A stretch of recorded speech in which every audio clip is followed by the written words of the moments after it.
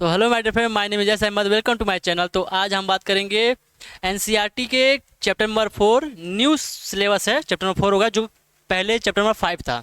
तो अब chapter number 4 हो गया है, जो लॉ ऑफ मोशन है उसका लेक्चर नंबर 2। ठीक है, तो लेक्चर नंबर 2 में हम जो डिस्कस करेंगे, लेक्चर नंबर 2 में जो डिस्कस करेंगे क्वेश्चन नंबर एनसीईआरटी का 4, 5 और 6 के बारे में। ठीक, तो स्टार्ट करते हैं क्वेश्चन नंबर 4 से लेकर।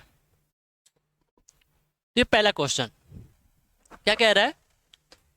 ठीक है, तो पहला क्वेश्चन क्या है कि कह रहा है कि one end of the string of length L is connected to the particle of mass M and the other to the small peg peg on the smooth horizontal table. If the particle move in the circle, if the speed v, the net force acting on the particle बताने क्या मतलब कह रहा है क्या कि एक road है, ठीक, एक स्ट्रिंग है जिसकी लंबाई क्या है, एल है, और इसके एक एंड पर हमने खूंटे से बांध दिया है। ठीक है, खूंटे से बांध दिया गया है, ठीक, स्मूथ पे, और अदर पे एक छोटा सा कोई मास है, एक मास है जिसका मास है एम। ठीक, और ये मूव कर रहा है किस तरह, सर्कुलर ट्रैक, ये मूव कर रहा है सर्कुलर। ठीक, तो आपको बताना है अगर ये सर्कुलर मूव करता है तो बताना इस पे लगने वाला फोर्स जो होगा वो कितना होगा और किधर होगा। पहला ऑप्शन है टी होगा। टी जो है यहाँ क्या है, टी बताया गया है। टी जो यहाँ है, टी इज द टेंशन है, tension on the string.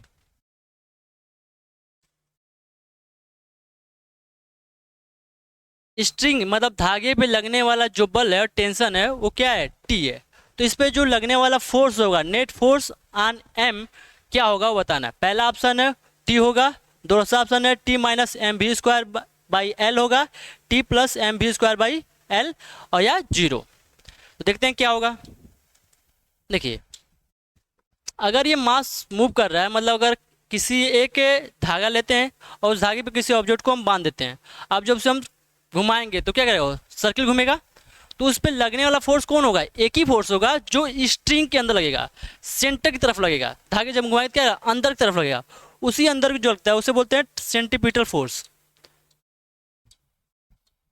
Centripetal force. और यही सेंटीपीटल फोर्स जो होता है वो होता है M we square by R. अब देखिए M we square by R, V is the velocity of object and R is the radius of circle. तो इस सर्किल का रेडियस क्या है, आर, और इस यहाँ पर जो जो वैल्यू है एम का मास क्या है, एम ही है, और भी वेलोसिटी क्या दिया है, भी दिया है, तो यहाँ भी हो गया। और जबकि यहाँ जो आर है वो आर ना हो के हमारा क्या है, एल है, तो ये हो गया M we square by L. अब यही M we square by L जो इक्वल हमारे किसके, टी के, क्योंकि स्ट्रिंग पे एक ही फोर्स लग रहा है जो फोर्स है टेंशन, और जो हमारा टी के इक्वल है, तो t equal to m we square by l. तो option number A is correct. तो ये पहला हमारा क्या है, सही है। चलते हैं नेक्स्ट क्वेश्चन पे।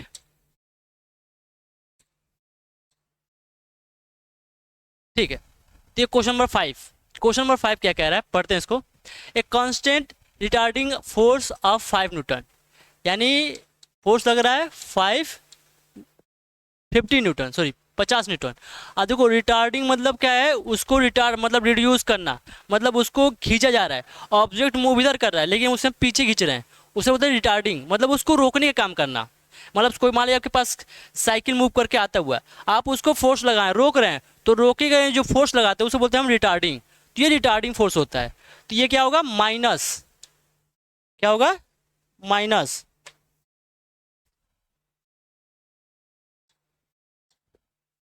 ये होगा 50, जो होगा हमारा वो क्या होगा माइनस में,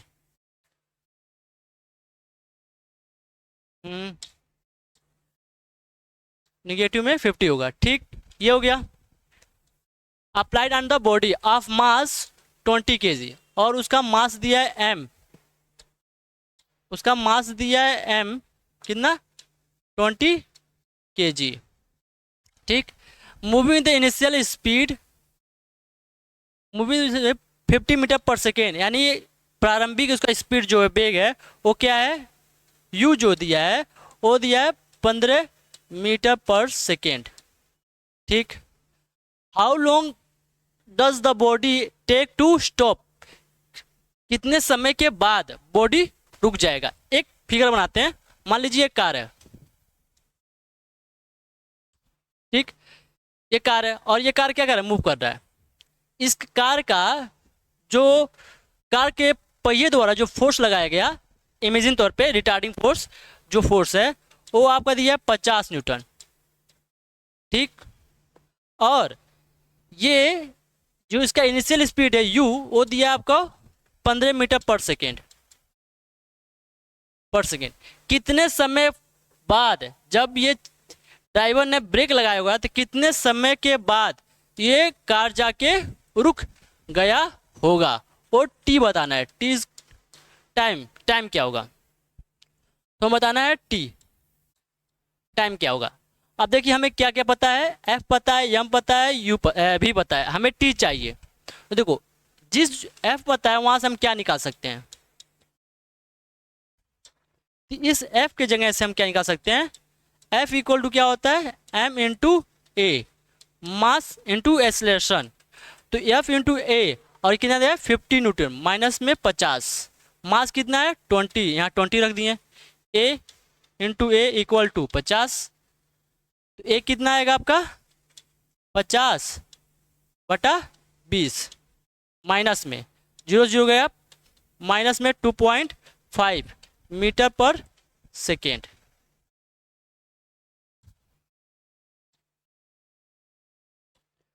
टू 2.5 मीटर पर सेकेंड इसका होगा एक्सेलरेशन, ये निकला इसका ए। अब देखो हम क्या करेंगे, हमें निकालना है टी, हमें निकालना है क्या है टी। हमें क्या पता है, इसका u पता है, तो मोशन ऑफ इक्वेशन का फर्स्ट इक्वेशन लगा सकते हैं, क्या है लॉ ऑफ मोशन का, कि v बराबर u प्लस ए टी, ये पहला इक्वेशन है। हमें क्या पता है, a पता है 2.5, v कितना है, v तो नहीं दिया है कुछ, लेकिन यहाँ दिया है कि कुछ समय बाद के क्या हुआ, रुक गया, मतलब फाइनल वेलोसिटी v क्या हुआ 0। तो यहाँ हमें v भी पता है और u भी पता है, हमें t निकालना है। इस इक्वेशन का यूज करके हम टी निकाल सकते हैं। तो रखें v का वैल्यू कितना आएगा 0, क्योंकि लास्ट में जाके ये रुक गया, स्टॉप हो गया, तब में टाइम निकलेगा, तो 0। और u कितना है 15, और a कितना है -2.5 इंटू टी, तो क्या आएगा 2.5 टी इक्वल टू 15। तो कितना आएगा t इक्वल टू, इसको हम लिख सकते हैं 15/2.5, कितना आएगा, इसको हम 15/5/2 लिख सकते हैं, 5 से इकट्ठा 3 और 3 दूना 6, तो t इक्वल टू कितना आएगा 6 सेकेंड। यानी 6 सेकेंड के बाद जो भी हमारा ऑब्जेक्ट होगा वो चाहे क्या होगा, रुक जाएगा, यानी का जाके 6 मिनट पे ये रुकेगा, जब इस पे 50 न्यूटन का रिटार्डिंग फोर्स लगेगा, और इसका एक्सेलरेशन कितना होगा -2.5 मीटर पर सेकेंड। ठीक, चलते हैं क्वेश्चन नंबर 6 पे। ये आपका क्वेश्चन नंबर 6, इसमें क्या कह रहा है, a constant force acting on a body of mass 3 kg, m दिया है 3 kg। ठीक, change its speed from 2 metre per second to 3 metre per second, यानी बॉडी का क्या हुआ, मास दिया है, और देखो इसका स्पीड चेंज हो रहा है, क्या हो रहा है, स्पीड चेंज कितना 2 metre per second to 3.5 metre per second, मतलब इनिशियल स्पीड कितना था 2 मीटर पर सेकेंड, और बाद में क्या हो गया, मतलब फाइनल क्या हो गया 3.5 मीटर पर सेकेंड। ठीक, इन 25 सेकेंड, मतलब कितने समय पे, t इक्वल टू 25 सेकेंड में। The direction of the motion of body remain unchange. ये देखिएगा, इस स्टेटमेंट ज़्यादा खास है। द डायरेक्शन ऑफ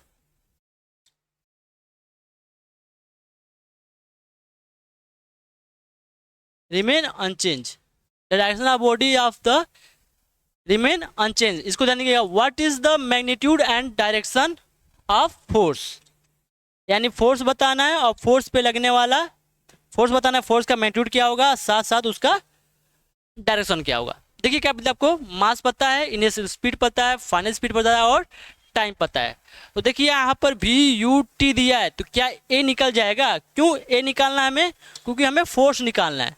अब फोर्स इक्वल टू क्या होता है, एम इंटू ए। एम हमें पता है कितना है, 3 kg, लेकिन हमें ए नहीं पता है, तो ए जो दिया है उसके हिसाब से आ जाएगा। कौन सा इक्वेशन लगेगा? पहला इक्वेशन, क्या, v बराबर यू प्लस ए टी। बस आप पुट करें आंसर आपको मिल जाएगा। v कितना है, 3.5, u कितना है 2 प्लस, और आपको t कितना है 25, t कितना है 25, और a आपको निकालना है, या इसी को ऐसे लिखें,